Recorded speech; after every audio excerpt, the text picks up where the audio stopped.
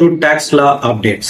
So இன்னைக்கு நம்ம என்ன டாபிக் பார்க்க போறோம் அப்படின்னு பாத்தீங்கன்னா, ஜிஎஸ்டில வந்து இந்த அம்யூனிட்டி ஸ்கீம் அப்படின்னு சொல்லிட்டு இன்ட்ரோடியூஸ் பண்ணியிருக்காங்க. லாஸ்ட் 1.5 month போயிட்டு இருக்கு இந்த இஷ்யூ.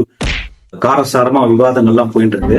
இந்த 128A இந்த அம்யூனிட்டி ஸ்கீம்ல வந்து பாத்தீங்கன்னா இன்ட்ரெஸ்ட் அண்ட் பெனால்டி வந்து வைப் பண்றாங்க. என்ன மாதிரி கேட்டகரிக்கு வைப் பண்றாங்கன்னு பாத்தீங்கன்னா, 73 செக்ஷன் 73ல வர்றதுக்கு மட்டும் டாக்ஸ் பே பண்ணிட்டீங்கன்னா அப் டு 31st மார்ச்சுக்குள்ள உங்களுக்கு டிமாண்ட் ரைஸ் ஆயிருக்கணும், ஆர்டர் போட்டிருக்கணும். ஆர்டர் போட்டதுக்கு அப்புறமா அது ஆர்டர்ல டியூ இருக்கிற டாக்ஸ் அமௌண்ட்டை நீங்க வந்து பே பண்ணிட்டீங்க பிஃபோர் 31st மார்ச்க்குள்ள அப்படின்னா, ஸோ அதுக்கப்புறமா வந்து நீங்க ஆன்லைன்ல இந்த அம்யூனிட்டி ஸ்கீம்ல அப்ளை பண்ணி உங்களோட இன்ட்ரெஸ்டையும் பெனால்ட்டியும் வை பண்ணிக்கலாம்.